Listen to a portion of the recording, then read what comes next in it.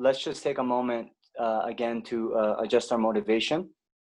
So please think that the purpose of my life is to benefit all sentient beings. And in particular, in order that I may be able to lead all sentient beings from the oceans of samsaric suffering to the highest state of enlightenment, I myself must achieve the highest state of complete enlightenment. Then and only then will I have all the skills, qualities, and knowledge to lead all sentient beings most effectively to the state of complete enlightenment. And therefore, I must learn about all the various practices that lead to enlightenment so that I can put them into practice and also be able to teach others to do the same. And therefore, I'm going to participate in this Dharma teaching here this afternoon.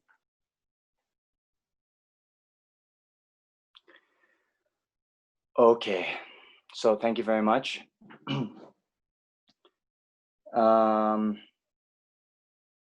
All right, we started about 10 minutes late, so we're gonna go another 10 minutes late. But I did want to leave time for your questions. But anyway, as we begin, let's just do a quick review because I think I'm seeing some people who weren't here the previous sessions. And again,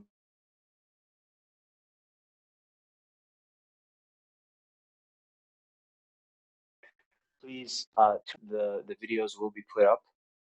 I'm not sure the second one is put up yet, but the first one definitely is. Okay.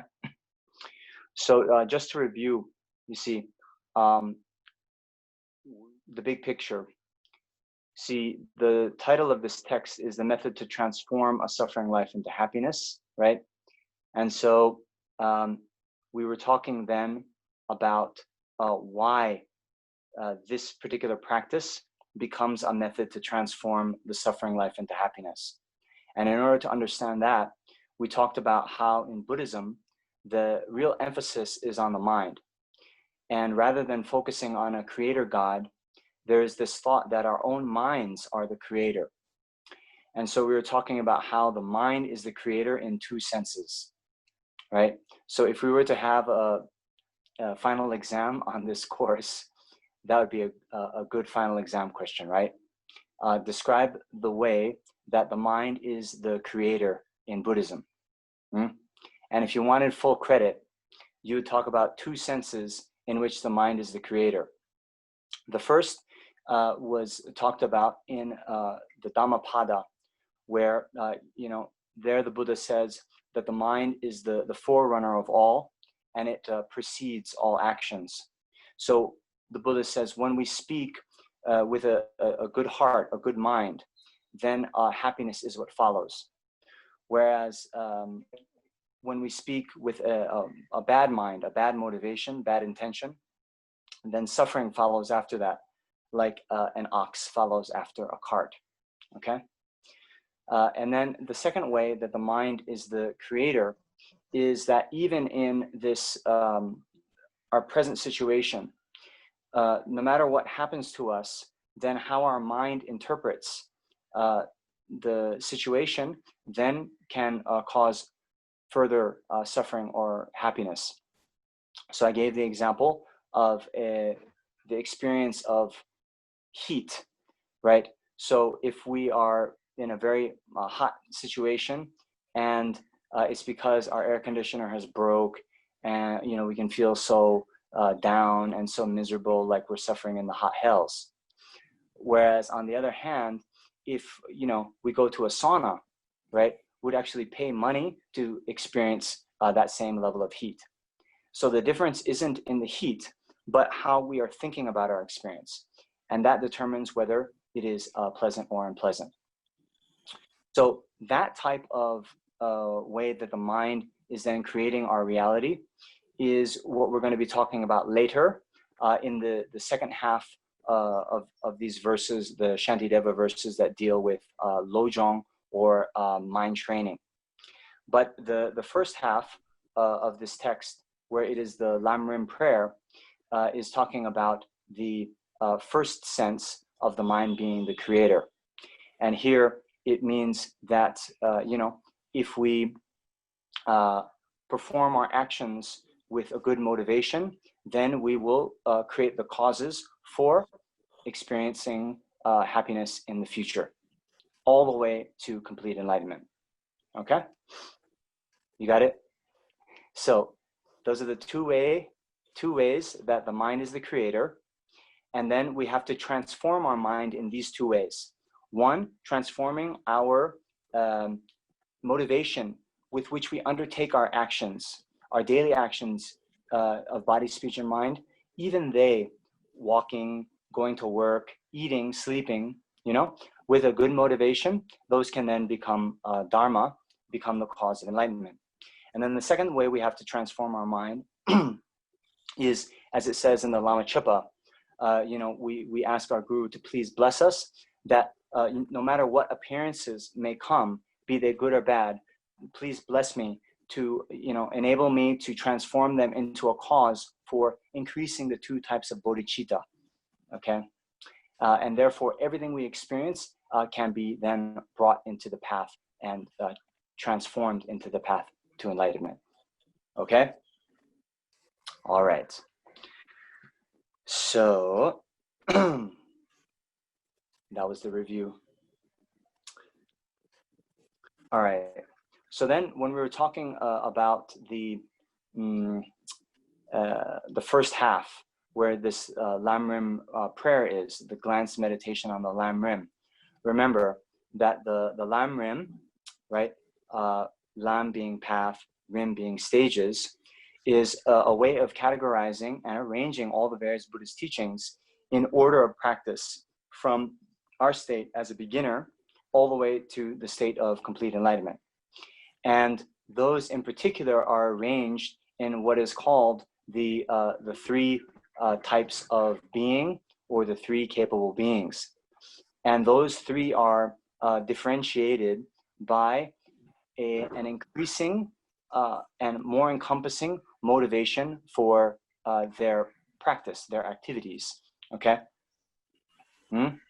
So actually, Rinpoche mentions, Lama Zopa Rinpoche, he mentions that there's a commentary on Lamrim by, I think, Losang Yeshe, where he actually categorizes 4 types of being. What this basically means is the first, the lower capable being actually is divided into 2.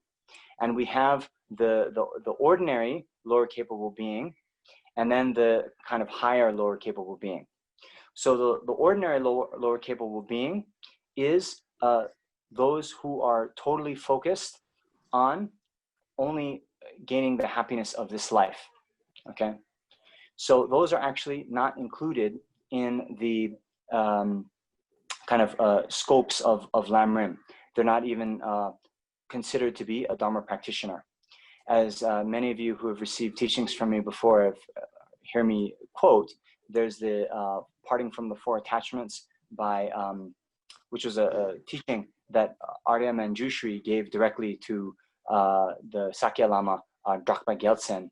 And in that, Manjushri says that if you have attachment to this life, you're not a Dharma practitioner, okay? So, and then also, one of my favorite stories, I think it's also one of Lama Zopa Rinpoche's favorite stories as well, the story of Geshe Drom Tumpa in Tibet, yes? And, Geshe Drom Tumpa, he was the main disciple of the glorious Atisha. And actually, when you trace back His Holiness the Dalai Lama's previous incarnations, Geshe Drom Tumpa was one of them, okay? So anyway, Geshe Drom Tumpa was at a Tibetan monastery, and he sees a old man doing circumambulation. And he says to the old man, "Oh, it's great that you're doing circumambulation, but it'd be better if you practice Dharma." So the old man is like, "Oh, okay. All right." So the next day, the old man, he's there in the monastery courtyard, and he's reading Dharma texts, okay? And Drom Tumpa comes along and says, "Oh, it's great that you're reading Dharma texts, but it'd be better if you practice Dharma." And so the man increases his confusion. So the next day he said, "Okay, yes, I must meditate. So then the next day in the courtyard, you know, he's there meditating. And then Drom Tumpa comes and says the same thing. You know, yes, it's great that you're meditating, but it'd be better if you practice Dharma. Finally, the man says, okay, what do you mean by practicing Dharma? And Drom Tumpa says, give up this life. Give up this life.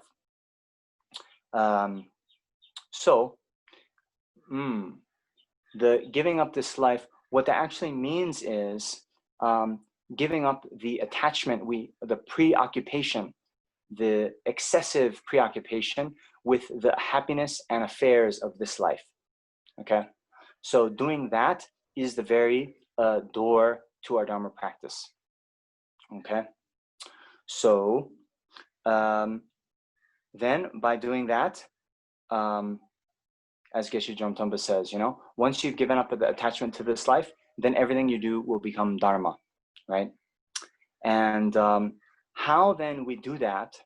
Of course, the whole Buddhist teachings is gradually leading us to do that.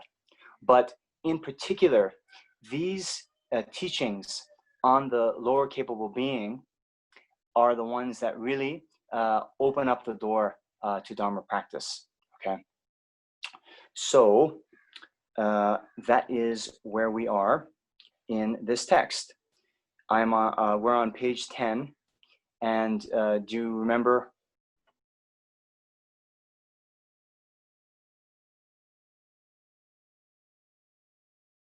Finished the first half. I think the last session we went through a line and a half, no problem. Okay, so last time we went through the topic of the precious human rebirth. Okay, so please bless me that this greatly meaningful body with freedoms and richnesses is difficult to find. All right, and so now we're on this phrase, and easily perishes. Okay, so here this is then incorporating all of the teachings on death and impermanence. Okay, so as I mentioned before, this prayer that we have here at the beginning by Doje Chang Losang Jinpa is what they call a glance meditation on Lamrim. So glance meditation on Lamrim means just in 2-3 pages, all the various topics of Lamrim are here, okay? But each of them is just kind of mentioned by short phrases, right? So we use this text to accompany our, you know, larger studies where we're reading, you know, Lamrim Chenmo by Lama Tsongkhapa, Liberation in the Palm of Your Hand. There's many other Lamrim texts. So we read these big commentaries on the Lamrim. Then when we go over these glance meditations, then we can unpack the meaning, right? So like for example, we were talking about last time, right? Freedoms and richnesses, okay? Just in that one word freedom, we actually know there's 8 of them, right? Richnesses, there's 10, okay? So we need to study the larger commentaries. And then when we do this as a daily practice, right? Most of the time we can just kind of glance through the various topics. But as I was mentioning, Lama Zopa's advice is to then, you know, go through the topics of the Lamrim kind of systematically. And for example, take 3 months to go over the so-called lower capable being, 3 months in the middle capable being, and, you know, 4 months on Bodhicitta, 4 months on emptiness as an example, you know? And so when you do that, you use this text as a basis, and then at a certain point of the text where, you know, you are on that topic, right? Say precious human rebirth, you then use that to then meditate more in depth, okay? All right. So now here, when we are unpacking this phrase, easily perishes, then it has all the teachings on death and impermanence, okay? So as you know from the longer Lamrim texts, in that the outlines will be the advantages and disadvantages, the faults of not remembering death, the advantages of remembering death, and then the actual way to remember death, right? Okay. So it is said in the great Mahaparinirvana Sutra Yes? Hold on.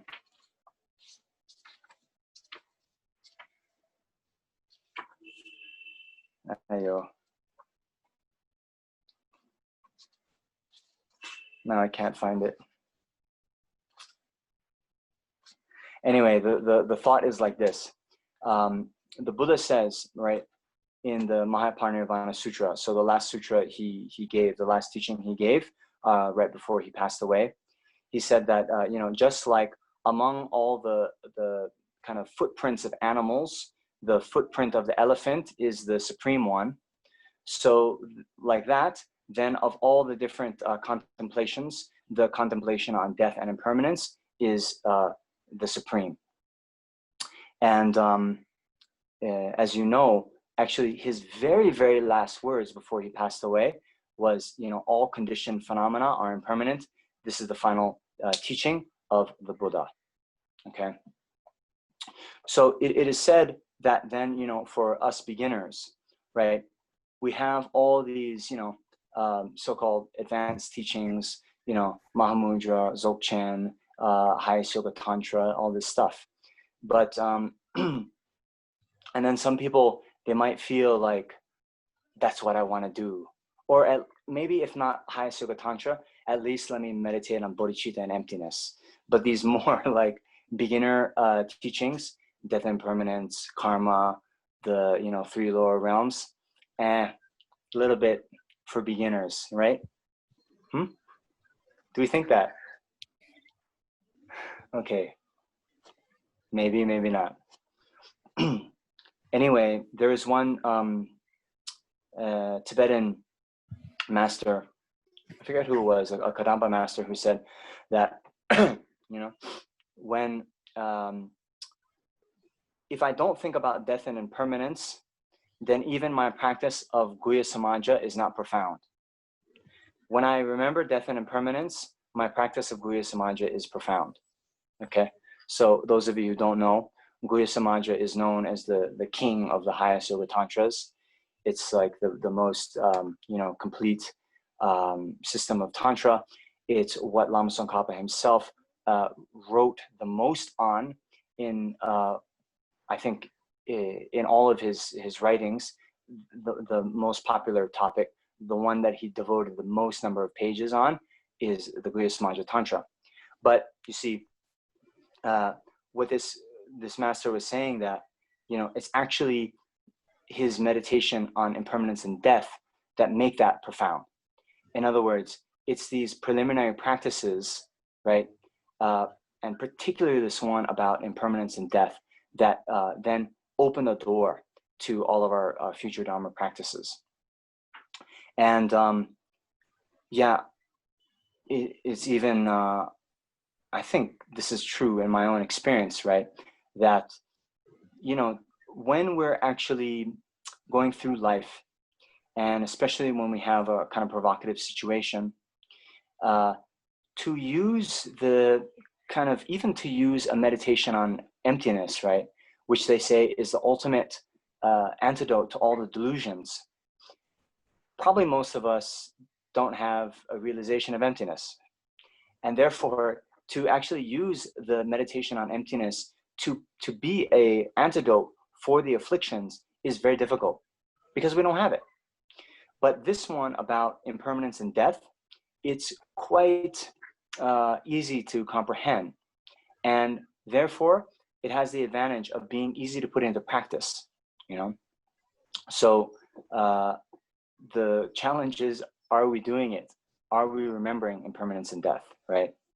And so, yeah, as we go through life, you know, someone criticizes us, and then, you know, we think we might want to criticize them back. We can just think, okay, if I were to die tonight, what difference is it going to make whether I, you know, criticize this person back or not, right?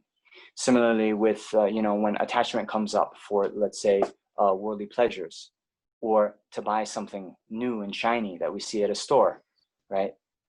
We can always use this contemplation that, you know, if I die today, then what difference will this make, you know.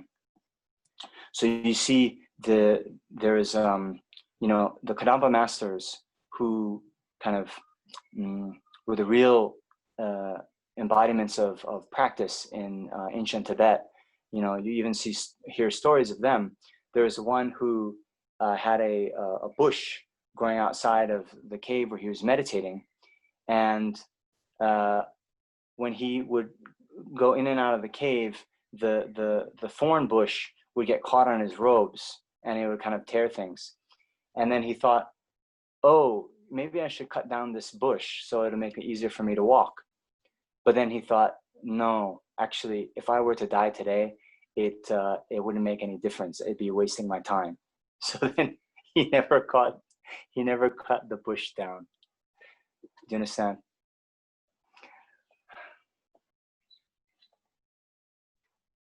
Okay.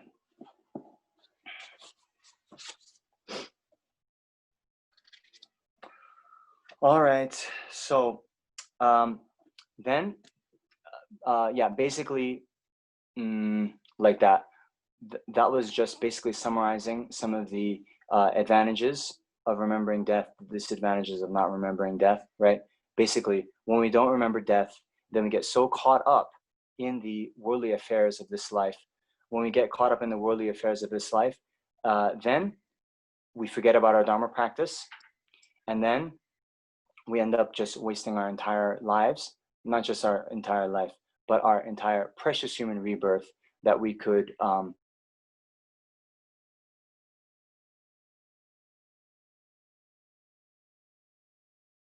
enlightenment. So, and then when we do remember death, then we're able to have some sense of urgency for our practice. It's the main kind of teaching and meditation that helps us overcome this sense of procrastination, right? This sense, you understand procrastination? Oh yes, I'll practice Dharma, but I'll do it later, you know, right? So when we remember death, and particularly when we remember the time of death is uncertain, then it impels us to do Dharma practice right away without even a second's delay. Okay? All right. So,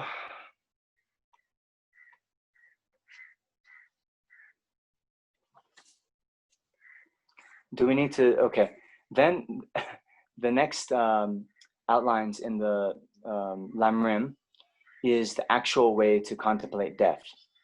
So there is the so-called 9-point death meditation. Yes, so many of you know. Yes. So I'll just go through that very quickly. So within this 9-point death meditation, there's the 3 roots, the 3 root reasons. Each of those 3 reasons have in turn 3 subsidiary reasons. So that makes 9 points. That's why it's called the 9-point death meditation. Okay. And then each of those 3 roots then has like the 3 commitments. Okay. So it's not just that we like to memorize lists in Buddhism, but remember, when we are unpacking the Lamrim, when we go through these glance meditations, we do it on the basis of these outlines. Therefore, it's very important to know them well, so that then we can meditate more effectively. So the first contemplation, the first root, is that death is certain. Okay, and this then has 3 subsidiary contemplations. How do they translate it? The Lord of death is coming and nothing can be done to turn him away. Something like this, right? Yes, the Lord of death will definitely come and cannot be avoided. So anyway, the Lord of death is this kind of personification of death. But what it means is, you know, we're definitely going to die and there's nothing that we can do to avoid it. Okay. Next point, our lifespan is cannot be extended and is constantly diminishing. And the last point, while you are alive, there is little time for religious practice. Okay. So, yeah. First one, then normally how one meditates is one then thinks about all the people throughout history, including the Buddha, including, all the great Nalanda masters, Arya Nagarjuna, Arya Deva, Arya Sangha, and so forth. All the other people throughout history. Everyone who has been born, has died.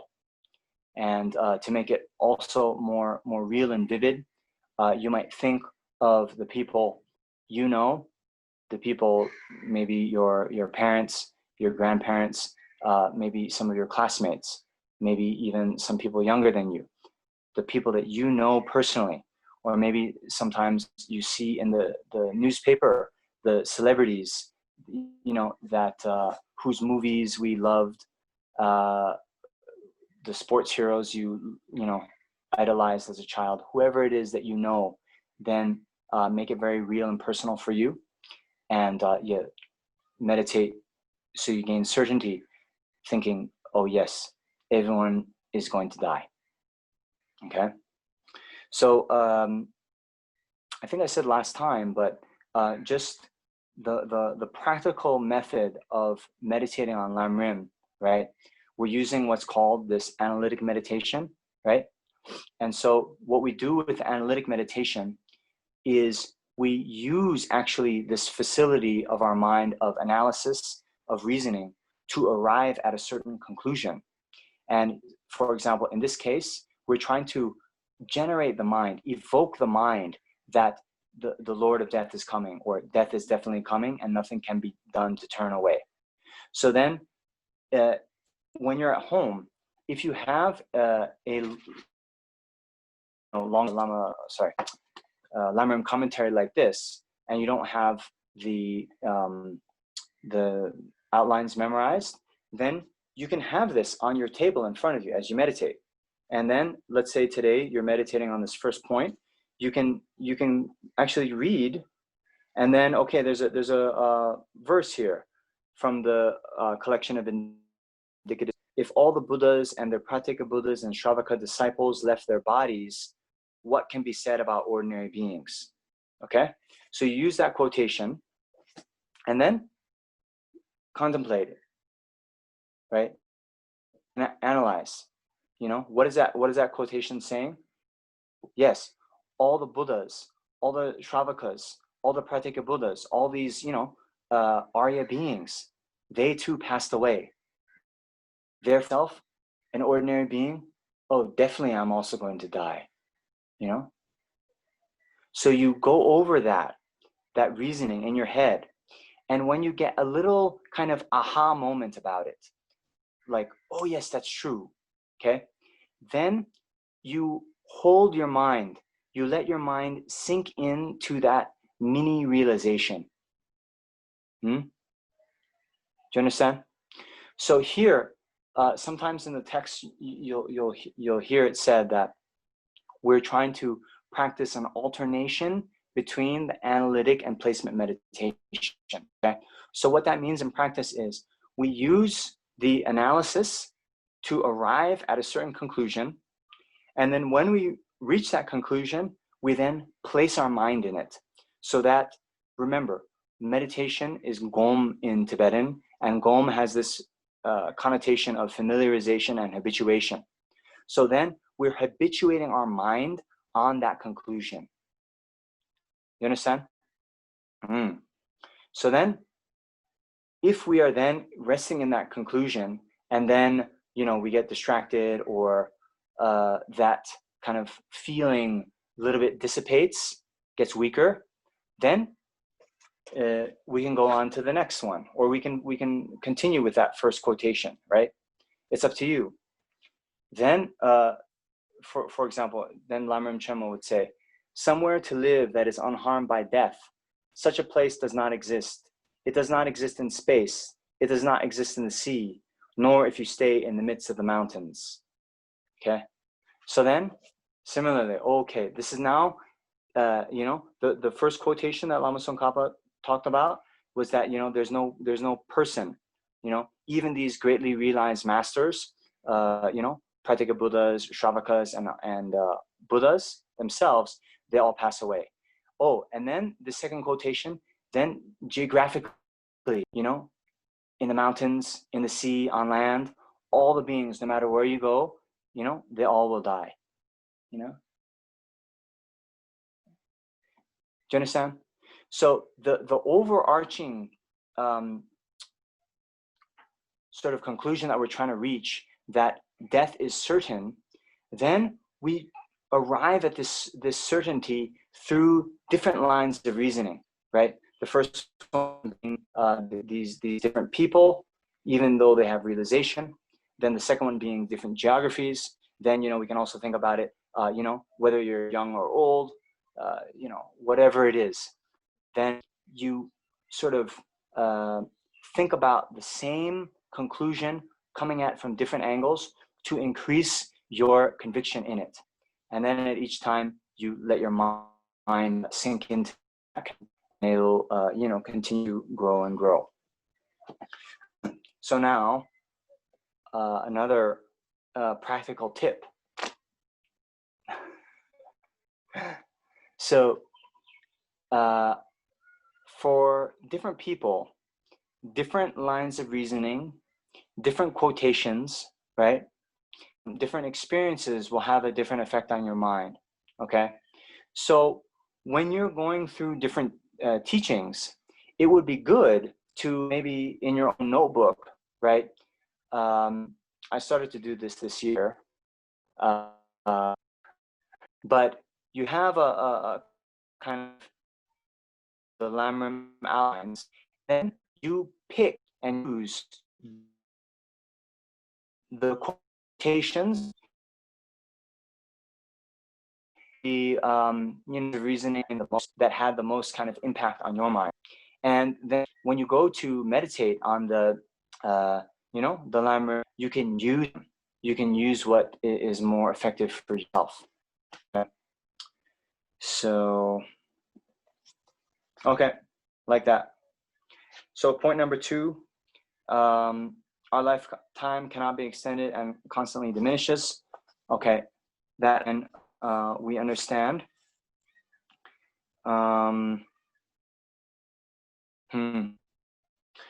So here, I think it's you know, one kind of thing we can do to into our daily life as well is when we have things in our kitchen that run out. Okay, you understand? So you know, you have that new, you know, big pack of coffee, right? Every day, you know, 2 coffees, right? You take out, you know, scoop by scoop. At the beginning, it's like a big bag, you know, 500 grams. But then, you know, 10 grams at a time, you know. So then, one thing you can do to be mindful of this impermanence is just kind of remember when you fill whatever kitchen, okay, look how nice it is, nice big jar of whatever, okay? And then after a week, you see, oh, now it's half empty, you know, like this. And then to think, not just I'm running out of coffee, no, but, oh, my lifespan is just like that. My lifespan is just like that. You understand?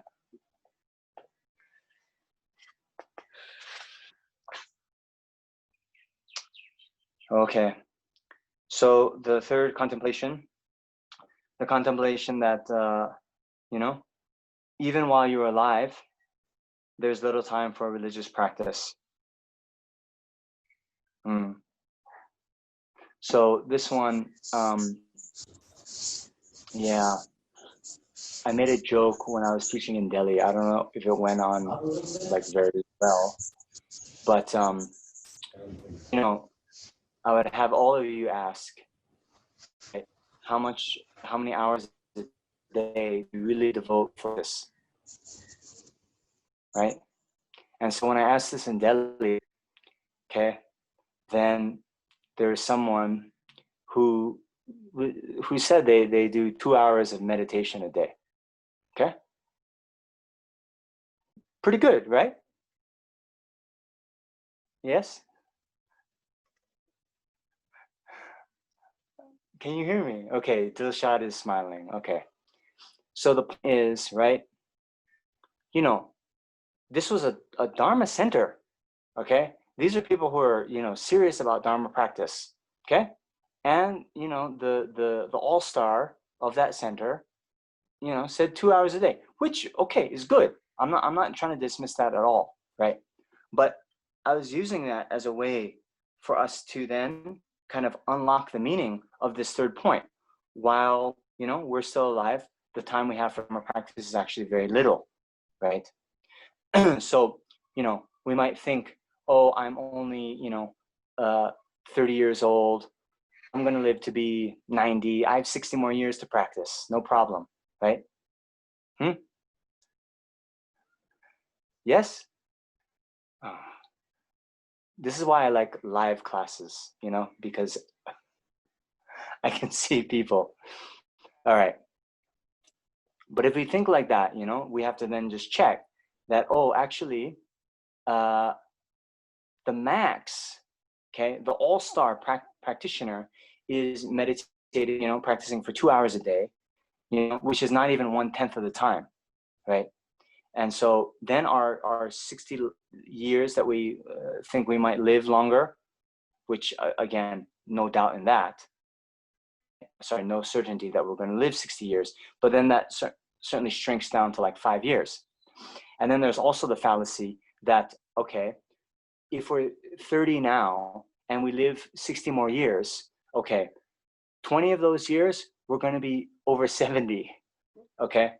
And no offense to our, you know, more advanced in years people, but, you know, it takes a lot of energy to practice, you know. Maybe Lama Zopa Rinpoche has given you the preliminary practice to do 300,000 practices, right?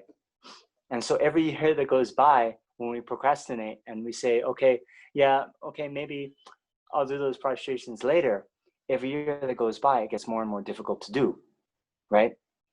And then if we want to talk about realizing emptiness, right? Reading these Nagarjuna commentaries, Chandrakirti commentaries, right? So is that going to get easier as we get older?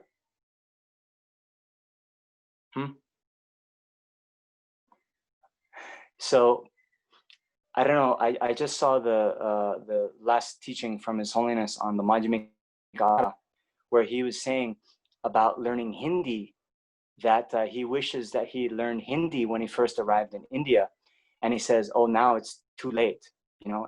And he was joking, of course. He's omniscient Buddha, but you know, if we compare learning Hindi with you know, realizing emptiness, okay, which do you think is more difficult?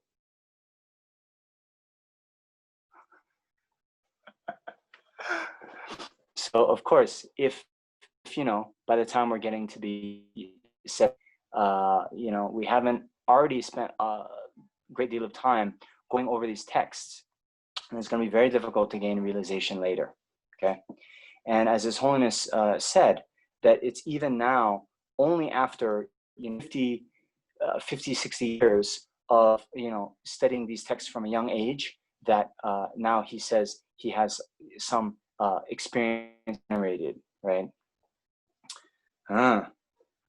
So if you're going to practice Dharma, if you're going to study Dharma, then, you know, you should start now.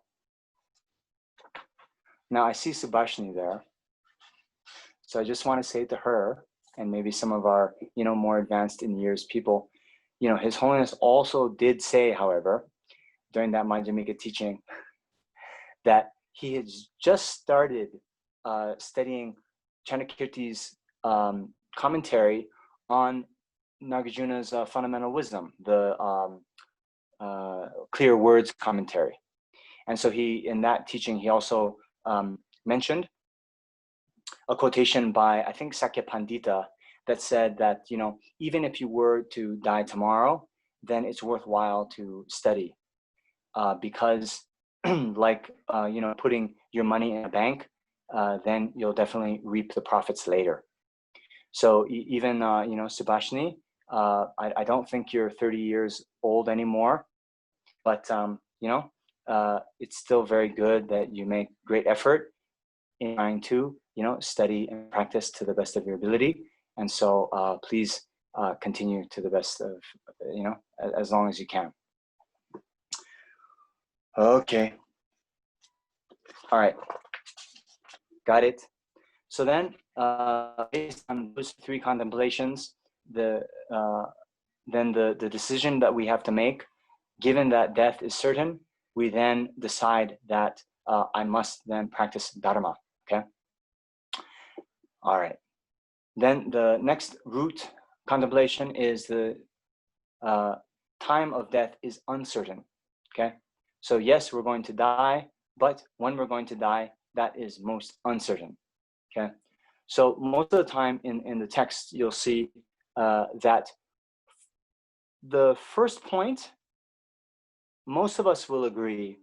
I mean, we all we don't think about it much, but we all accept on some level that yes, we're going to die. But not today. That's what we mostly think, right? So it's the second root point about the time of death being most uncertain that actually has the most power, that actually has the most effect on our minds and on our lives. Okay? Okay, so now, then there's 3 points. There's the point of the lifespan in this world being uncertain. Okay, so here in the traditional text, it talks about, here on Jambudvipa, and in Buddhist cosmology, there's the 4 continents that surround Mount Meru, and then anyway, in other continents, they have a fixed lifespan of 1,000 or 500 years. Anyway, even putting that aside, we know just from this world and what we see that the lifespan is not fixed. People die at various ages. Sometimes the children are die, their parents die. Sometimes healthy people die before sick people. There's no kind of certainty in when I. And I often like to say, when talking to group, that even on this Zoom chat, right? If we were to line up, us in terms of ages, the order of us dying is, I would almost guarantee it's not going to be that. It's probably, I don't know, 99.99% that our order of age is not going to match our order of death. What do you think?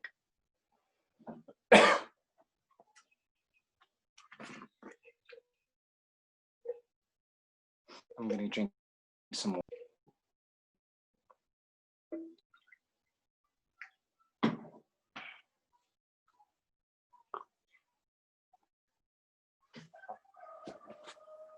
Oops. I spilled some water on Lamrim Chenmo. Okay. So then the next contemplation is the contemplation that the causes of death are many and the causes for sustaining life are few. Oh. Okay. Is my connection's okay, right? So the causes of death are many and the causes of life are few. And here one will contemplate all the various ways that people can die, be it various illnesses, be it war, be it different accidents, natural disasters and so forth. Okay. And then the last contemplation is the contemplation that life is uncertain because the body is very fragile. And so here again, even looking now, viruses, now we have the very famous coronavirus, then, these viruses, right, actually, if they're not in a host, right, if they're not in a host being, right, they die within a few hours, right? They're so microscopic, they can't live on their own. You know, they're invisible to the naked eye. Yet, even a few of these small viruses get into our body, they can cause death. Then when we think about cancer, then even a few mutation in you know, some of the strands of DNA can then you know, cause cancer that will then cause death sometimes very quickly. So why is all that? Because the body is very fragile. Mm-hmm. And then lastly, okay, so the kind of determination we make based on the contemplation that the time of death is uncertain, then is we determine that we must practice Dharma now. Okay, no more procrastination. Mm-hmm. Then the last contemplation is at the time of death, nothing will help except our Dharma practice. And so then there's the three contemplations that our friends won't help, our resources won't help, and our body won't help. Now, just to lay this out, of course, if you have a good Dharma friend, okay, who is, as you're actually going through the Dharma, through the dying process, and can then kind of give you instructions about how to think, can help you generate a virtuous mind at the time of death, yes, that will help. That will help a lot. But here, what it's talking about, none of those things go with us to our future life, right? So in the Tibetan commentaries, they say like a hair in a block of butter, right? When you pull the hair out, then, you know, none of the butter is stuck to the hair. I don't know. Have you had this experience? But in any case, our, you know, our friends, our resources, yeah, all those things, our body, they don't come with us to the next life. But what does come with us is the imprints on our mind that have come from our practice of virtue. And if we are so you know, fortunate and maybe hardworking that in this life we get an actual realization of bodhicitta or emptiness, right? Then also those can continue on to our next life. But even if we don't get a full-fledged realization, you know, there's many stories of you know, the importance of getting imprints of the teachings. And Rinpoche often tells the story of Vasubandhu, the great Indian master, who recited the Abhidharma Kosha in the cave where he was residing in India. There was a pigeon that was living in the rocks above the cave, and that pigeon then in his next life was reborn as a human. His name was Lodro Temba, Sanskrit, Shiramati, I think. Anyway, and became a great master of the Abhidharma, who is said to even excel his teacher Vasubandhu. And that was all due to the imprints that he had gained in his past life. So anyway, the more you can do with, of course, listening to teachings, also receiving oral transmissions, and then, you know, studying, all those will be very beneficial for you in your future lives, which is why that quotation from Sakya Pandita that, you know, even if you were to die tomorrow, it's very much worth studying today. Okay. So that's that. Easily perishes. Okay. So, yeah. I wanted to maybe finish the lower scope or the lower capable being today, and then we can turn to questions. Okay. Okay. So back to the roots text here. Okay. That action and result are so profound. Okay. So this is the next topic within the Lamrim, the topic on karma and effect. So actually, within the Lamrim, that topic, cause and effect, actually comes after the section on refuge. But anyway, it's all goes together. So here, action and result, what many of you know already. Here, the outlines talk about the 4 kind of general features of karma, and those are that karma is certain, right? And that karma increases. One doesn't meet with the effects of oneself has not done, and once an action is accumulated, it doesn't perish. Means it will eventually get experienced. Okay, so this I hope all of you know, right? So karma is certain means from negative actions come suffering results, from positive actions come positive results. And here in this case, remember what we are always emphasizing is what makes an action positive or negative is the mental state or the motivation with which we undertake the action. So here there's a quotation by Nagarjuna that actions born from non-attachment, non-anger, and non-ignorance are virtue. From them, the happy transmigratory beings arise. And then on the flip side, born from attachment, anger, and ignorance are non-virtue. From them, all the evil gone transmigratory beings arise. Okay? So, yeah, like that. Then the next point about karma increasing. So Rinpoche was talking about this the other day in his teachings he's giving from Kopan, where they were doing the calculations, the math. Anyway, I think, I forget the exact number, but there's a quotation in Liberation in Your Hand where it is saying that, you know, if you kill a louse, means a small bug, okay? If you kill this bug and that negative karma is not purified, within 15 days, you know, since every day it doubles, it becomes something like, I don't know, 16,000 or so.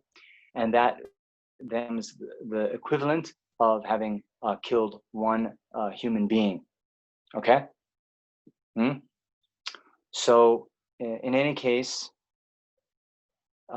this is one of those things where we say in the Buddhist cosmology and the Buddhist philosophy, this is an extremely hidden phenomena, right? So as many of you know, then the phenomena or existence, right? They are divided into 3 categories. There is the manifest phenomena, things that we can see with our own eyes, right, directly. And then there's hidden phenomena. Hidden phenomena we can't see when we realize them for the first time with our own eyes. We can't see directly, but we can realize, and actually for us ordinary beings, we have to realize them for the first time through reasoning, okay? So the famous example of this is the fire on a far by mountain pass, right? Now we can't see the fire, we can only see the smoke billowing up, right? But we can infer through reasoning the presence of fire. We can realize the fire, but we're not seeing the fire directly. We see the smoke directly. We use reasoning and analysis, and then we realize the fire. Yes? Okay. Okay. So also then in a more kind of profound way, then emptiness and subtle impermanence and so forth are also are also hidden phenomena. But these hidden phenomena they're what we call slightly hidden phenomena, right? And that means we can realize it, yes, through an inference, but we realize it through a type of inference called inference through of the fact, okay? So just like with the smoke, see, there we know and we can directly realize the relationship between smoke and fire being a certain cause and effect relationship, and therefore we apprehend the existence of smoke in a certain place. We can also infer the fire, right? Because those two things are related, okay? So in a similar way, we can also understand the relationship between a compounded phenomena, a phenomena that arises due to causes and conditions, and an impermanent phenomena. Those two are also of the same nature, and that we can realize, okay? And that we can realize through the power of the fact itself means not relying on the testimony of the Buddha. You understand? So we know that, you know, smoke arises from fire, not because the Buddha said so, but through the power of the fact. Do you understand? Okay. But here, with this karma doubling every day, this is an extremely hidden phenomena, and these things we can only come to realize through the testimony of the Buddha, okay?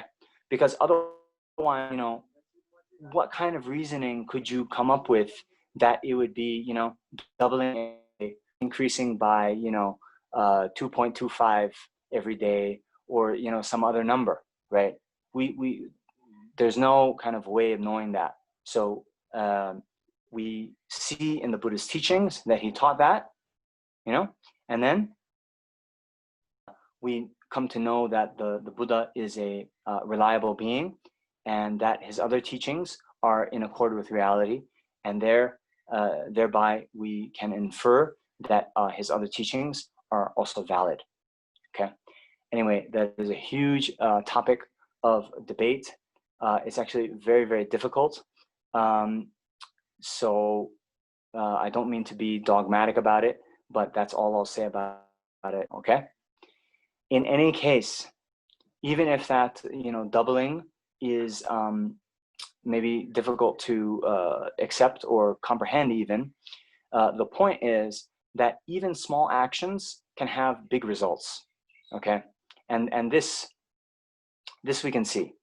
This we can even see in the world, where you know, something that is you know, we might think is quite dismissive, you know, something quite small can lead to big consequences, right? Can you think of some things in the world like that? Okay. So then the third point on karma is that you know, one doesn't experience the results of actions oneself hasn't done, hasn't performed, and so the flip side is everything that we experience is the ripening result of karma that we ourselves have accumulated, have done, have performed. And just remembering this also can help us.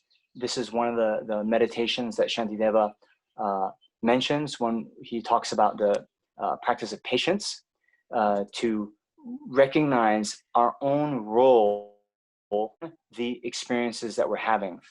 You know, when we're harmed, not to then just blame the person that has harmed us, but to think that, I think Shantideva says something like, you know,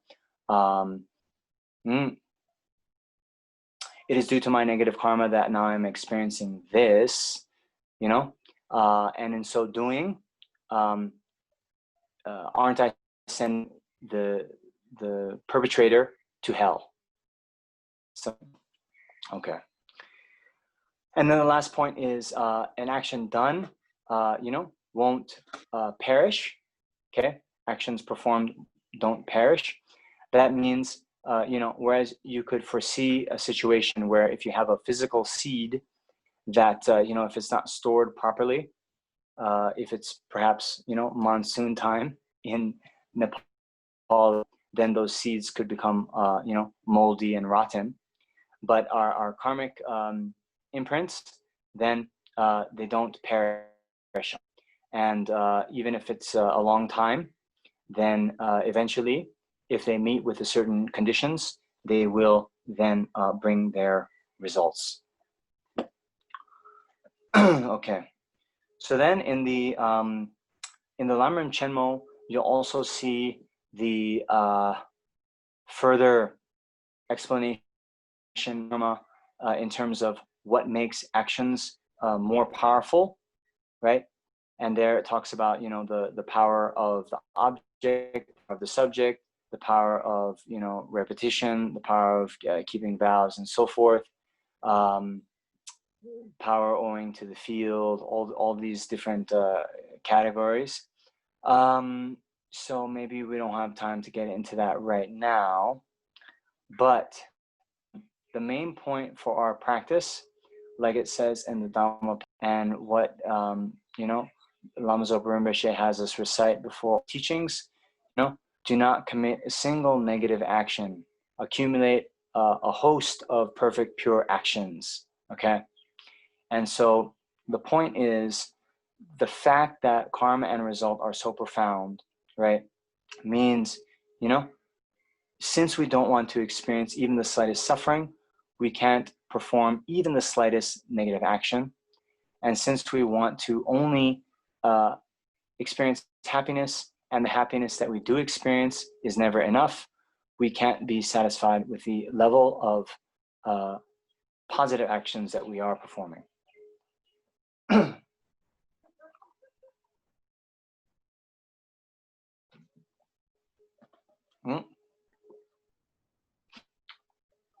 Okay.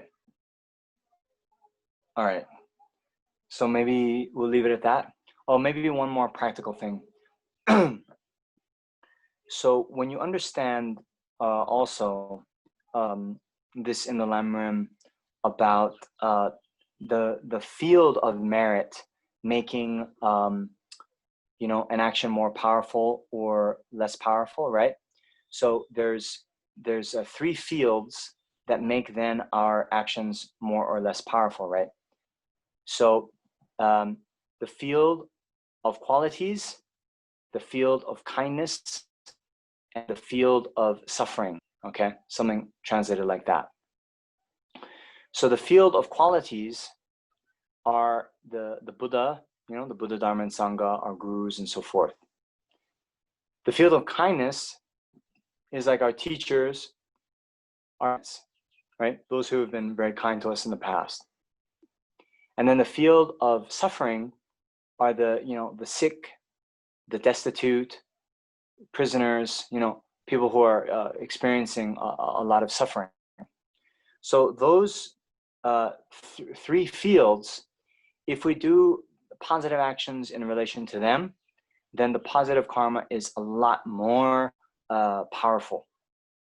And this is actually one of the reasons, in my opinion, why Lama Zopa Rinpoche, he is very big, let's say, on us using the power of holy objects.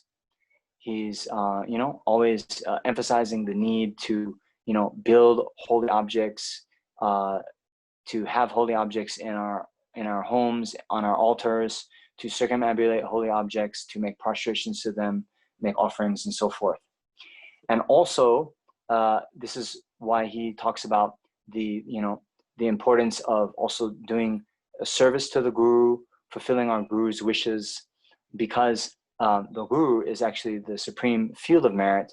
And so even small actions done, like, for example, cleaning, your guru's room, offering some service, then can be extremely beneficial and be the actual best purification and best accumulation of merit.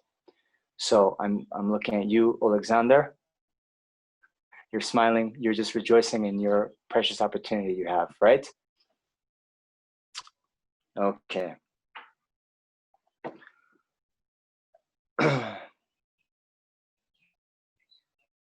All right. So next, and the suffering of the evil-gone transmigratory beings are so difficult to bear. Okay, so here, I think many of you know, but the evil-gone transmigratory beings are the Nadaks, the hell beings, the hungry ghosts, and the animals. And so, of course, when you read in the traditional commentaries, you'll have a very big explanation of the various sufferings that they experience. Again, not time to go into all of that, but basically, yeah, you have the hot hells, you have the cold hells, you have the surrounding hells, okay? And yeah, just unimaginable suffering. And then you have the pretas who have various obscurations to obtaining food or drink. And then you have the animals who, you know, are exploited, are killed for their flesh, for skin. They're used for work, and that's what humans do to them. And then even in the animal kingdom, you see, animals constantly in fear, being attacked, and little fish eating big fish, which are in turn eaten by bigger fish, and so forth. And so you really see the level and degree of suffering that there is in the world. Okay, I just wanted to share this because this series of teachings, I'm trying to be a little bit more practical. And so it was very interesting to me. I'll just share something. There's a recent interview that I saw with His Holiness where he was talking about, what he does to relax. What kind of, does he watch TV? And he says he likes to watch nature shows, okay? And I know Lama Zopa Rinpoche, for many years now, he always talks about how he also likes to watch nature shows, you know, like Animal Planet or National Geographic, BBC World, these things, right? Okay. So, yeah. So then I'm like, okay, my gurus are doing this. Okay, I can do it too. Okay. And it's actually really good. It's very nice. Netflix has a series. I don't have Netflix, but on YouTube they have a series. I think it's called Our Planet, something like this. I mean, many of them are the same.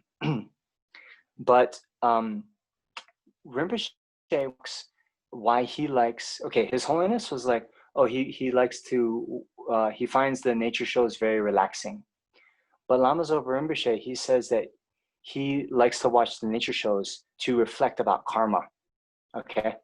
And see the various, like, kind of very strange karma that sentient beings are experiencing as well as creating. Now, I'm gonna add a third into that mix when we talk about it later. But some of these nature shows, what I've seen is it can give a very great sort of reflection on the kindness of mothers, right? When you see all the things that mothers do for their children, especially birds, you know, like they go and they get the food, and you know, they come back to the nest, and then you know, they regurgitate, they you know, feed their chicks.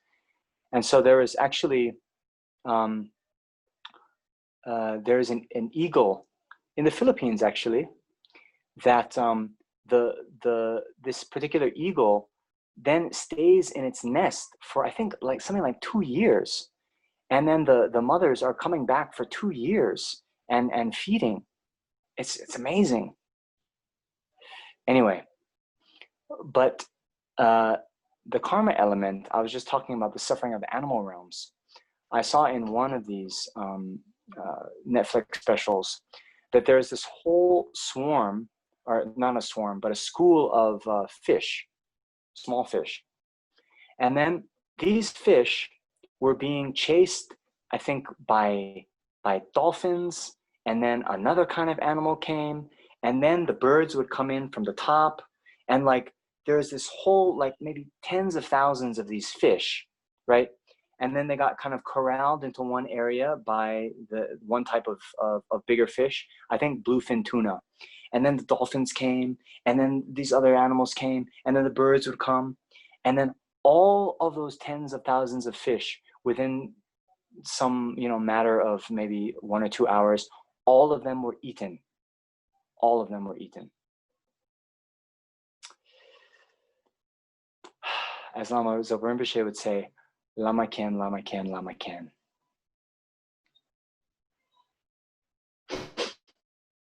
All right. So then you can think what it would be like for you to be there, right? So the sufferings of transmigratory beings are so difficult to bear, right? And so if you don't want to experience that kind of suffering, then you have to abandon the cause, which means abandoning negative karma. And therefore, please bless me to take refuge from the depths of my heart in the three rare sublime ones, abandon negative karma and accomplish virtue according to Dharma. Okay. So here, yeah, the section on taking refuge in the three jewels. So one would first identify the three jewels, the Buddha, Dharma, and Sangha. And then in the Lamrim, it talks about why they are a suitable field of taking refuge. And in the Lamrim Chenmo, it talks about the Buddha having the four qualities of being free of all fears, then being skilled at teaching, skilled at leading others to be free from fear themselves, right? And then having equal compassion for all beings. And then the fourth, having compassion, and equal even-mindedness, whether or not beings have helped or respected them in the past. Okay. And since we are going for refuge to be free from fear, then we want to rely on someone who is also free from that which we want to be free from. And then is that quality enough? No, because even if they were free from fear, they couldn't teach us. If they weren't skilled in teaching others how to be free from that fear, then it would do us little good. And that's why the second factor is important. And then third, the Buddha has great compassion, then that wants all sentient beings to be free from those fears. So even if there was a being that was free of fears and was skilled in teaching, but didn't have the compassion that then wanted to share that realization and those teachings with others, then it also would do little benefit. And that's why the third quality is important. And lastly, the Buddha being kind of even-minded, regardless of whether someone has benefited or harmed them in the past. So also that's important. The Buddha doesn't play favorites. It's not like, although there's this offering practice, we offer the Lama Chupa, right? The Guru Puja. But it's not that, we're somehow gaining brownie points and the Buddha or the Guru comes to like us because we gave them, this puja, or we gave them, chocolates, but rather through just the power of the compassion for sentient beings, seeing as being near, dear, and lovable, just because they are sentient beings, then that's why it is a valid source of refuge. Okay? Right? So then, even if we take refuge, then there's this thought that, like someone who is condemned on a death sentence, right? They could get pardoned by the king, but if they're pardoned, if they then just return back to a life of crime, that won't be beneficial in the long term. So too, although the mere practice of sincerely going for refuge in the three jewels is extremely meritorious. I think some sutra says that if the merit that is accumulated from having taken virtue were to have form, it could not fit in the entire universe. But as beneficial as it is, then that's not enough. We then also have to abandon negative karma and accumulate virtue in accord with the Dharma. Okay? So that is the graduated path of the lower capable being. So before I open it up to questions, I wanted just to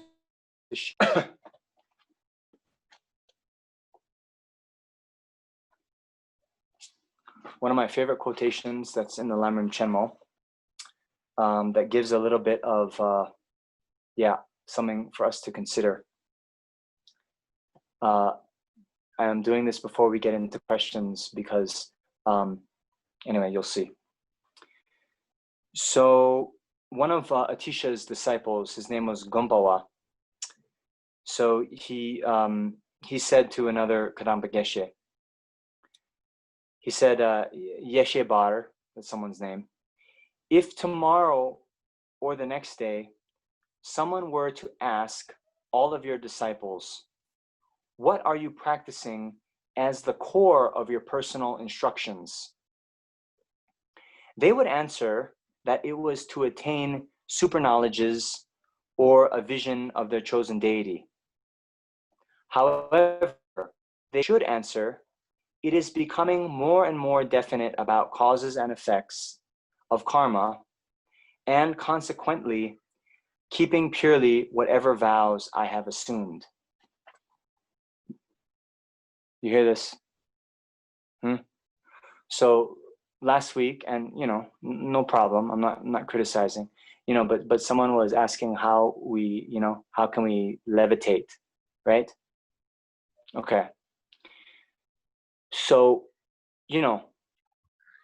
yes, it's okay, it's fine, but we always have to keep in mind, the big picture of our Dharma practice is to attain liberation and especially enlightenment.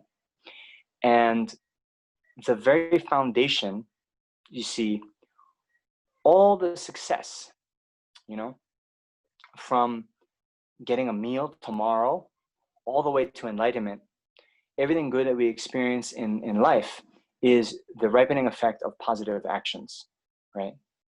And since especially we probably aren't going to be enlightened in this lifetime, we need a string of precious human rebirths so that we can continue to study and practice.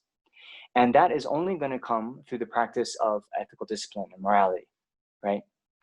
And then when we talk about even getting these realizations that we are craving, right? Realizations of bodhicitta and emptiness, right? Then you see even in Lama Tsongkhapa's life story, how much emphasis he put on purification practice, okay? He did the, hundreds of thousands of prostrations, mandala offerings, and so forth. He could purify his mind to the point where these realizations could come, okay? So, yeah.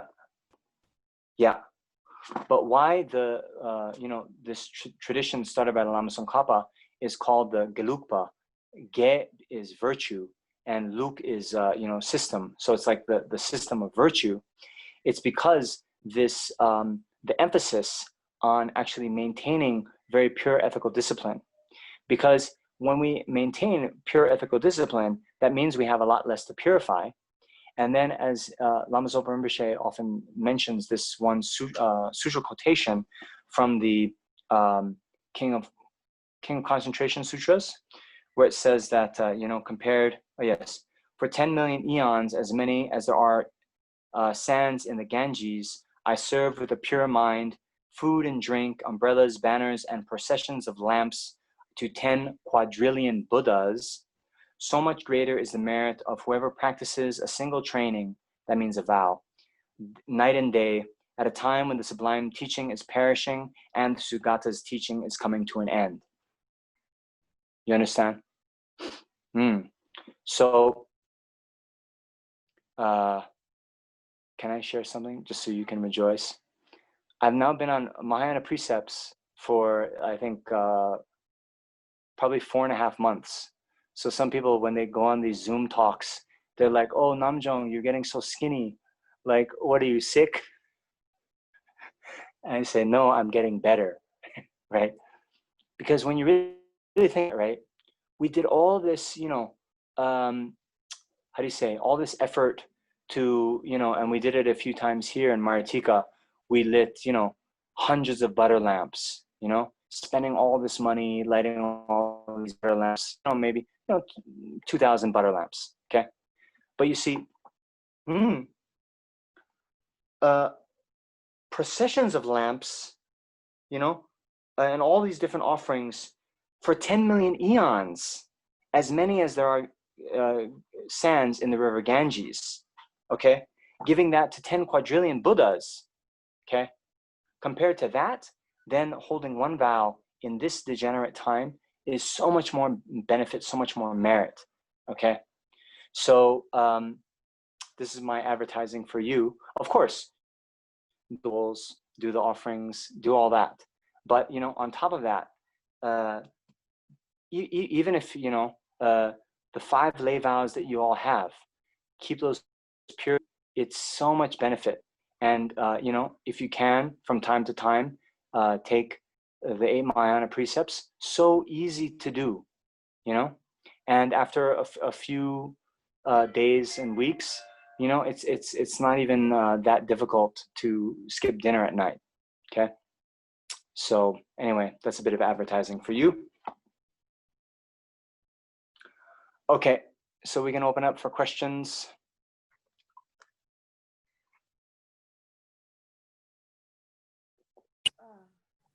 Hello, hi. Close. Hi, can you hear me? Yes, I can hear you. Oh, hi. Okay, sorry, my phone was a mess.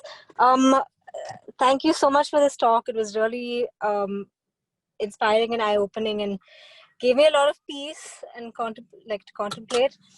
I think I have a question about, for example, you were talking about the story about the louse and like how our karma gets, you know, multiplied by like small acts.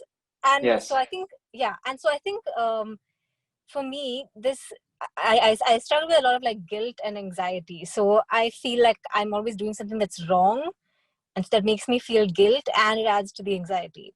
And I feel like when I hear a lot of rules about like things I'm not supposed to do, it's like, oh no, I killed an ant. Should I be feeling really guilty and remorseful? And like, yeah, like how do I, like, I guess because like lately I've been really like shutting guilt out and being like guilt is useless, and it's better to just follow joy instead of be held back by guilt and fear.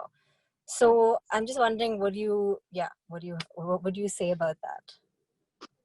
Yeah. Okay. So thank you for your question, and I think everyone heard, right? So I don't have to repeat your question, but basically, yeah, we're always trying to have this kind of middle way. I agree with you that, you know, Cool. guilt is not useful. But there is a point where we look and assess our previous actions honestly and see what we have done that was perhaps unskillful. But, you know, like for example, now, first of all, if we've killed an ant, I think you also have to understand that, like, you know, for all these kind of okay, I didn't qualifications, mean literally, but I mean like if something like that happens. Yeah. Okay, cool. Okay, so I'm also using this as an example. Okay, so there also are a lot of you know, permutations around whether the action was, you know, intentional and all these things. But let's say, for example, that we actually have done something unskillful where we have harmed someone else. Okay. In general, we don't want to harm others. Okay. So what is useful is to then look honestly and assess our previous actions, understand the causes. Okay, in this situation, yes, this happened. Okay, I got angry, I lost my temper, therefore I said that to them, right? And then use that to learn, okay? And it's not that then, oh, I'm such a bad person, I'm such, oh, you know, right, yeah, hell, right? And but rather, you know, to learn from our mistakes so that we can transform our lives and live in a better way. okay, Because basically when we talk about, you know, the path to enlightenment, then yeah, one, the end goal is to become a Buddha whose every action is only of the utmost benefit for all sentient beings, you know. So that's our end goal. We're trying to get there. yeah, Now we're not there. Now we do unskilled actions because of our afflictions. So how we get out of that process, we do have to, you know, learn from our mistakes, and you know, by learning from it, it makes it less likely in the future that we'll repeat them. Right? But not going to the point where I'm a hopeless, you know, person. I'm, you know, that's where guilt creeps in, right? Yeah. And also just like a lot of self-judgment, and like, you know, I think some people maybe are more accepting of themselves naturally, but some people fall more into this thing of constantly judging ourselves. So I just wonder, like, I've been told, you know, follow the path of joy and like release self-criticism, release self-judgment. Like there are self-help gurus who talk about that stuff. So like Louise Hay and Abraham Hicks and people like that. And they aren't part of a tradition, but they have their own wisdom to dispense. So I guess it's like I'm trying to get wisdom from everywhere, but like sometimes these things conflict, or I'm not sure exactly how to reconcile them. Yeah. I'm just wondering what you have to say about that. So yeah, I know it's a lot. Sorry. Yeah. Okay. So yeah, I mean, we have to kind of understand our own situation, and sometimes you know, therefore it's very difficult to give a kind of hard and fast answer, right? For some people in certain situations, and especially if we have a prevalence of guilt, right, then to kind of treat yourself with a little bit more gentleness and tenderness, you know, and kind of self-acceptance that yes, right now I'm not enlightened, I still have many flaws, right? And just to be like, okay, in this time, in this moment, that is who I am, and it's okay. And not to, you know, put yourself to these standards when you start reading about these great, you know, Buddhism bodhisattvas and these other great practitioners, to, you know, not compare yourself and say, oh man, you know, Shanti Devo is like this, I'm acting like this, oh, I'm hopeless, right? So not to get into that, okay? But maybe a better thing to think about, maybe like, you know, if you were dealing with a small child, right? Or even say a puppy, okay?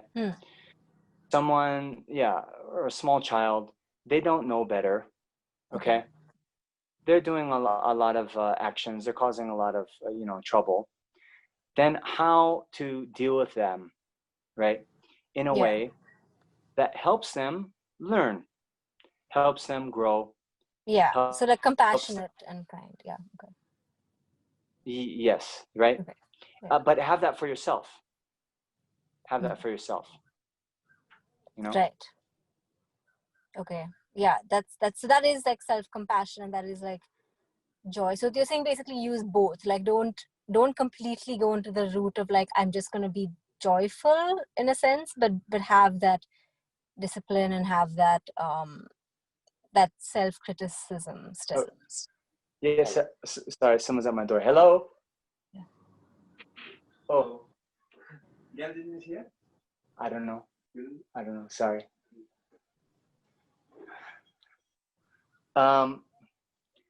Okay. Yeah, so sorry, someone was at my door. No, sorry.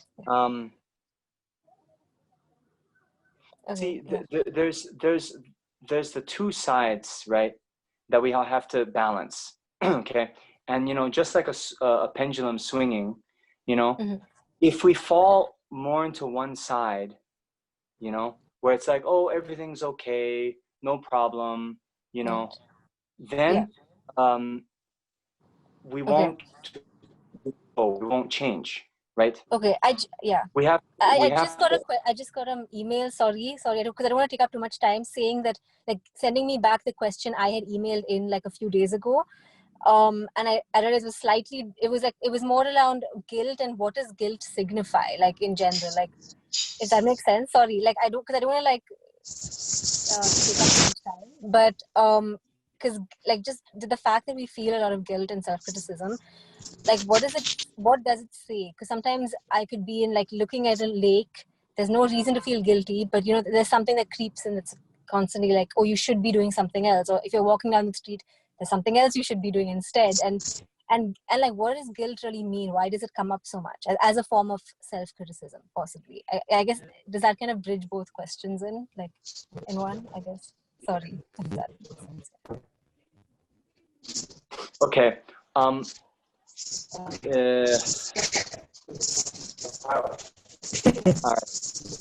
right. Maybe in the interest of time, maybe we can come back to that. I answered Right. your first. Thank you. Yeah, thank you. So I think there's a few. We can come back to you if there's time. Thank you so much. Thank you.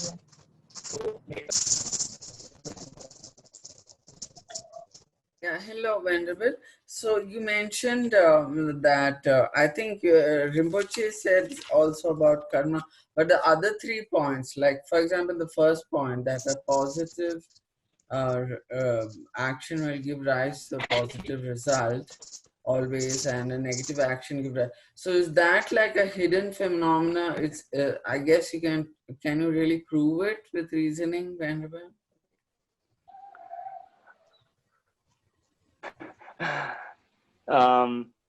Yeah. So this again is a huge. It is a hidden phenomena for sure, but then I guess your question is it a slightly hidden phenomena or an extremely hidden phenomena? Yes. Right. Yeah. So this is a topic of a lot of debate.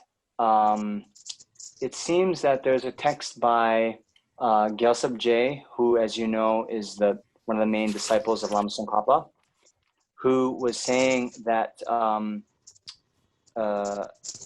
just the mere fact that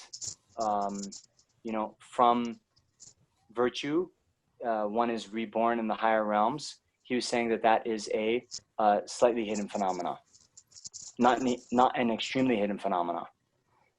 You understand? Yes.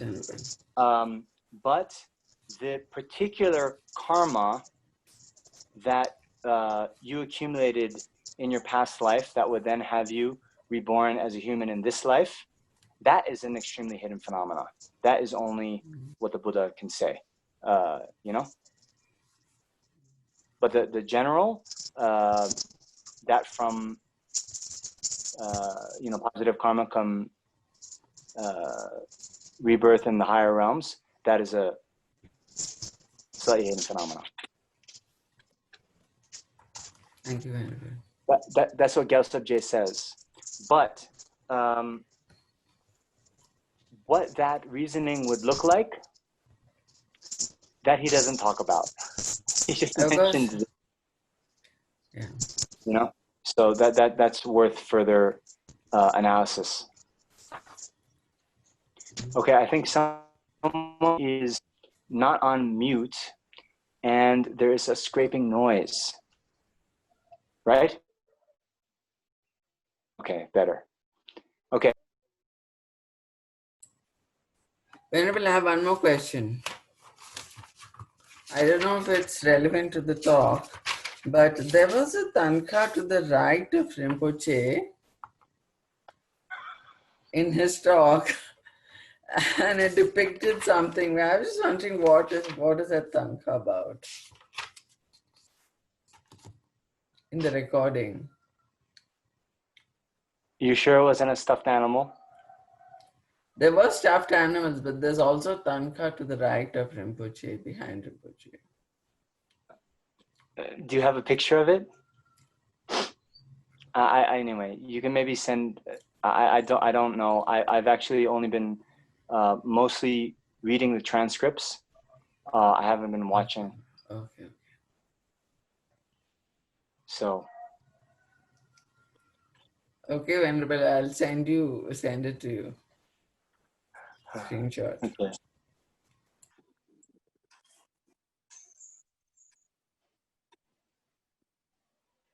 Okay.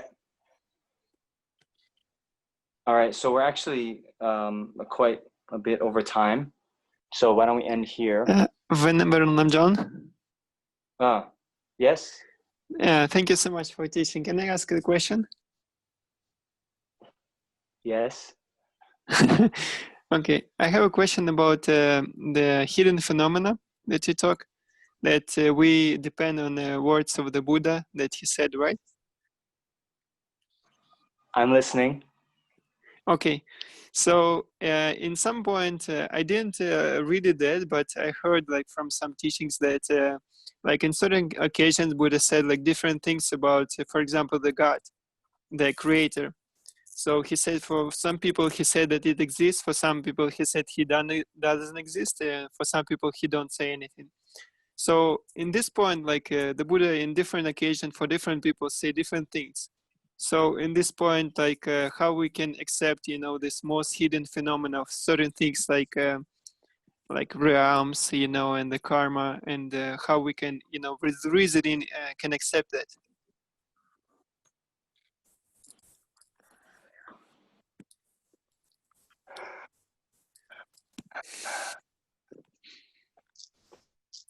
Time is up. No, joke. All right. Well, but okay.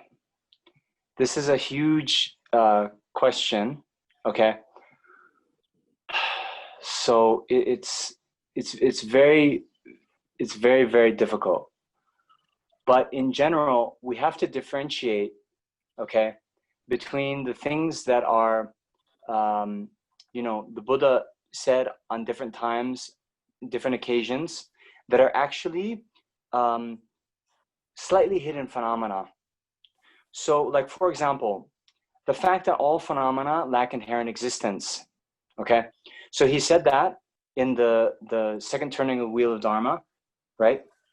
But in the third turning of Wheel of Dharma, he would say that, you know, the mind has inherent existence, okay? But the lack of inherent existence or not is a slightly hidden phenomena, not an extremely hidden phenomena. And therefore, we're not believing in inherent existence or the lack of inherent existence because the Buddha said so or didn't say so. Do you understand? Okay. Those are inferenced by the power of the fact. Okay. Yeah. So now, this example that you're bringing up, like, does the creator God exist or not exist? So, you know, I think you might be referring to the so-called, yeah, like 14 points, or sometimes, yeah, you see the 14 questions that the Buddha didn't answer, right? Is that what you're referring to? So I'm not sure. Yeah. Right. Okay. So there are these questions that were posed. Does the universe have a beginning? Does it have an end? Does the self have a beginning and have an end? Da, da, da.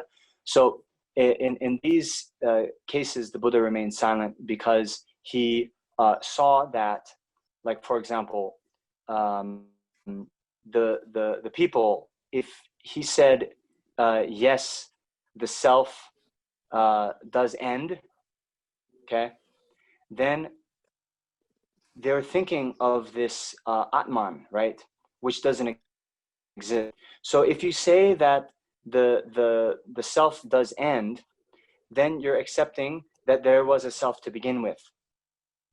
Okay, so to answer in that way, it would further their belief in the self, right? Mm-hmm.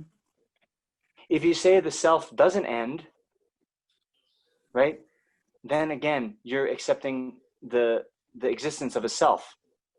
And then that self goes on forever, right? So in that case, because he saw that if he answered either yes or no, it would further their belief in the self, he remained silent, right? You understand? Yes. So that then, you know, is different from then. Okay, there are other sutras where he seemed to say this did exist. Okay, but those two, then, well, if you follow Chandrakirti in the Majjhimika Avatara, he gives the kind of reason for saying that, you know, the self exists. And other times he said that the aggregates are the self, right? So in each of those kind of pronouncements of Buddha that the self does exist, it was done for a specific purpose. But the reasoning that Chandrakirti uses, right? He's saying actually the Buddha said it, but he didn't mean that, you know, the inherent existent self exists. He said it meaning this, and all of that he is proving by reasoning by the power of the fact. Do you understand? Okay. Yes. So in those cases, right? I guess my answer to you is, and this is my hypothesis, in those cases where the Buddha says one thing in one place and another thing in another place, okay, those aren't regarding extremely hidden phenomena. Those are regarding slightly hidden phenomena that we can then use reasoning of the power of the fact to arrive at the quote unquote right answer. Okay. You know, and therefore it's actually a lot easier for us, right? Because, for example, if the Buddha said, you know, like many of the examples of the extremely hidden phenomena, he would talk about, you know, there'd be a certain thing that came up, and then like a weird event where, you know, 50 people got burned in a fire, but one person escaped, and then they would come and ask the Buddha, oh, why is that? You know, what is the karmic cause for that? And he would say, oh, this many lifetimes ago, they were all a family. They killed you know, an ox, blah, blah, blah, right? Sorry, I don't mean to dismiss, right? But in those cases where he's describing an extremely hidden phenomena, right? He doesn't then on another occasion say, oh, well, no, actually, you know, it's because 18,000, you know, lifetimes ago, they were this. He's not kind of talking about those things. Do you understand? Yes, I That's my also thinking. Yeah. Yeah, I was thinking about like this most hidden phenomena. It could be that the Buddha was saying about like the most skillful means for the people to, you know, to restrain from the negative actions. Is it possible that he would just say those things just to people, you know, to not commit any, you know, unwholesome actions and, you know, do virtues? And this lower realms, you know, and this karma, you know, like these points, you know, like really, like, yeah. Oh, okay. You mean the existence of the lower realms in general?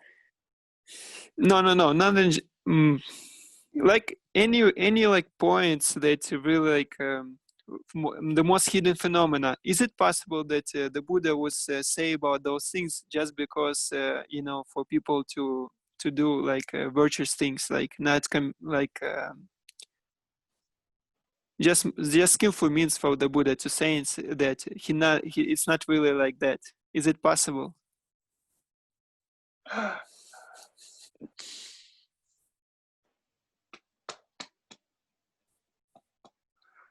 I mean, of course, the omniscient mind of the Buddha is beyond my ordinary comprehension.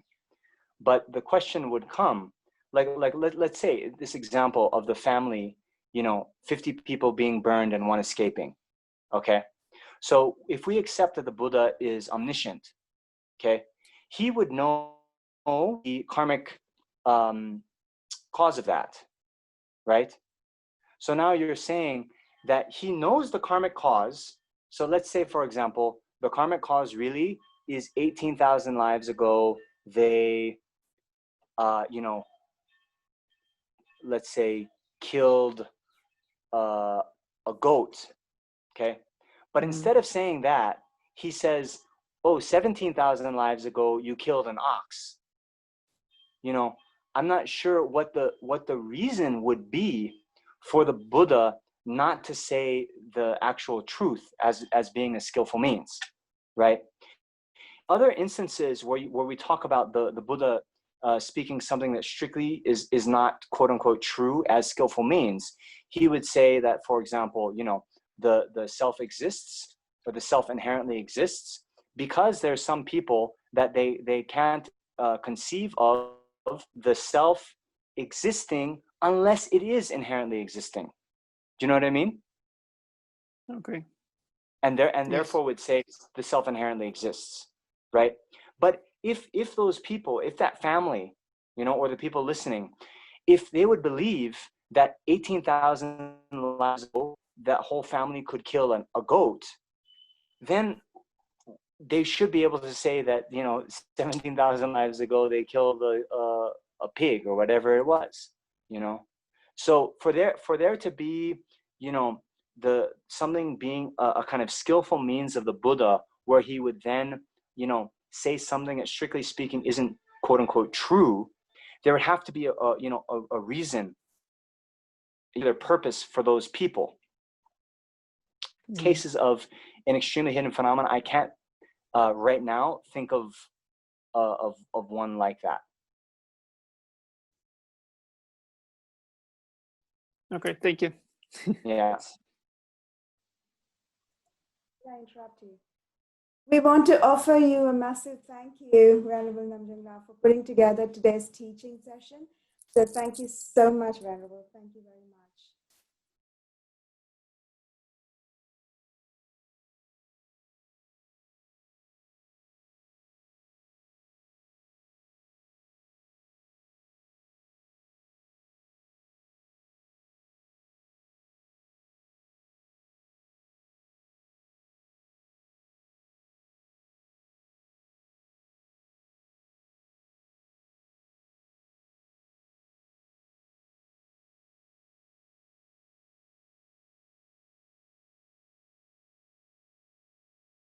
Thank you, everyone, for showing up today, dear brothers and sisters. Thank you all. Have an amazing Sunday and see you all very soon. Thank you. Okay, let's just do a very brief dedication. So, very least, and this actually covers everything, but there's the long life prayer of His Holiness. Okay, so actually, this is my kind of hypothesis. It might be run counter to, because when Lama Zopa Rinpoche, he dedicates, there's always these extensive dedications. But this one, Jikten Kamdir Pende Malupa, right? So in this world, the source of all benefit and happiness, right? The incomparably kind Tenzin Gyatso, may all your wishes be fulfilled and you have a long life, right? You understand? So actually that one dedication is enough, okay? I'll go on record and say, okay? Because if you consider His Holiness the Dalai Lama and you say, may all his wishes be fulfilled, then of course he wishes that all sentient beings, quickly achieve bodhicitta, they quickly achieve enlightenment. He is always wishing that all the, the war, all the terrorist attacks, all of the, disease, economic problems, all these other undesirable things within samsara quickly end. So every other dedication that we might think of, His Holiness is already thinking of it. He's already praying for it. Do you understand? Okay, so this one dedication, it encapsulates everything, and I'll go on record and saying we actually, strictly speaking, don't need anything more than this.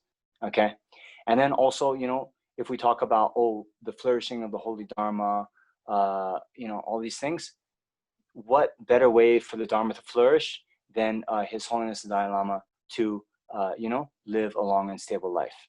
Okay, so let's just dedicate and dedicate all our merits for this. Okay, do you know this phrase, the chant?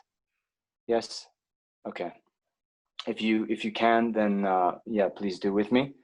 Otherwise, yeah, just reflect on the meaning.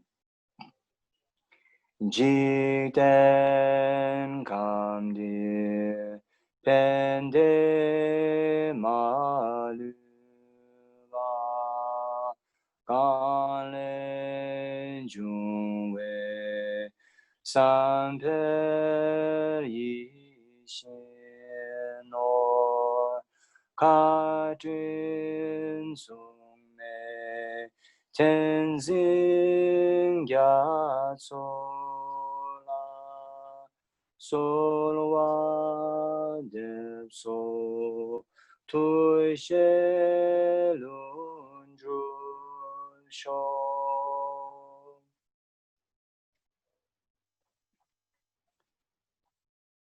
Okay.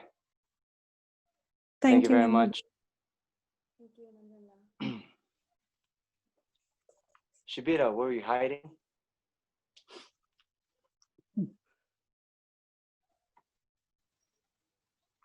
Okay. Thank you. We'll see you next time.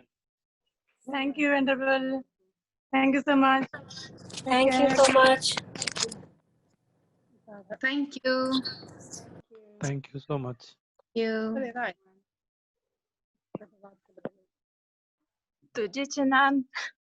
Sujana. Kenangi mare.